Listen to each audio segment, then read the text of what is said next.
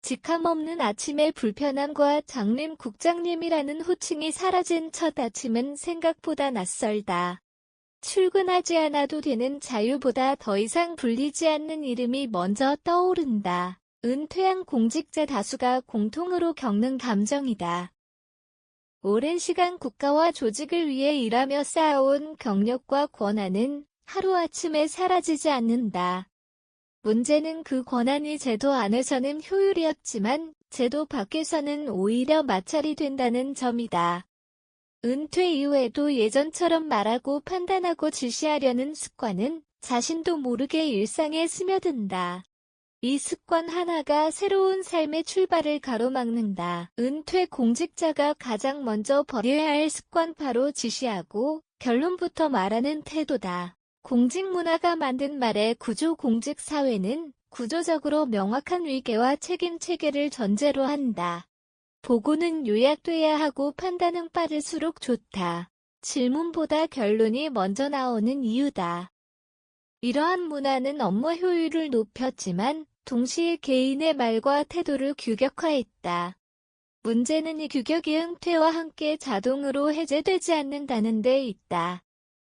공직 생활 수십 년 동안 몸에 밴 말투와 사고방식은 퇴직 이후에도 그대로 유지된다. 가족 모임에서도 동호회에서도 지역사회 활동에서도 정리해주는 사람이 되려 한다.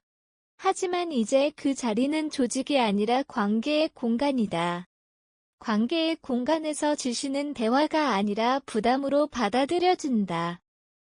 은퇴 공직자가 사회와 다시 연결되기 위해서는 이 맥락의 전환을 먼저 인식해야 한다. 경험은 존중받지만 방식은 선택받는 은퇴 공직자의 경험은 분명 사회적 자산이다. 행정 경험 정책위의 위기 관리 능력은 여전히 가치가 있다. 다만 그것을 전달하는 방식이 달라져야 한다. 민간 영역에서는 누가 맞느냐보다 함께 결정했느냐가 중요하다. 전문가들 역시 은퇴 이후 적응의 핵심으로 소통 방식을 꼽는다. 과 거에는 말의 무게가 직급에서 나왔지만 이제는 신뢰에서 나온다. 신뢰는 질문에서 시작한다. 상대의 이야기를 끝까지 듣고 판단을 유보하는 태도는 공직 문화와는 다소 거리가 멀다. 그러나 은퇴 이후의 삶에서는 이 태도가 관계를 확장하는 열쇠가 된다. 경험을 내려놓으라는 말이 아니다. 경험을 앞세우지 말라는 조언이다. 지시형 태도가 만드는 보이지 않는 장벽. 지시형 태도는 빠르고 명확하다. 그러나 그만큼 대화를 닫는다. 은퇴 공직자가 새로운 공동체에서 고립감을 느끼는 이유 중 하나가 여기에 있다.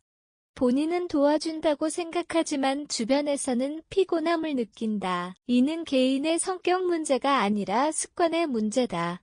습관은 바뀔 수 있다. 먼저 결론을 말하는 대신 질문을 던지고 평가 대신 공감을 선택하는 연습이 필요하다.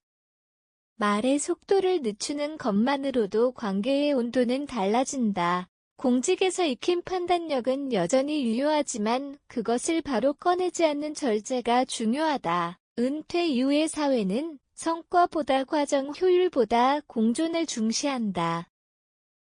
이 전환을 받아들이는 순간은 퇴는 끝이 아니라 확장이 된다. 내려놓을수록 넓어지는 삶은 퇴는 역할의 종료가 아니라 태도의 전환이다.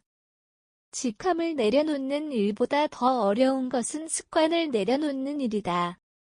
특히 지시하고 결론부터 말하던 습관은 공직자에게 가장 익숙하면서도 가장 먼저 버려야 할 습관이다. 내려놓을수록 관계는 넓어지고 말이 줄어들수록 삶의 소리가 커진다. 이제 묻는 사람이 되는 연습이 필요하다. 내가 정리해줄까? 가 아니라 어떻게 생각하나? 라고 말하는 것. 그 한 문장이 은퇴 이후의 삶을 완전히 바꿀 수 있다. 은퇴 공직자의 진짜 경쟁력은 과 거의 권한이 아니라 지금의 태도에 있다.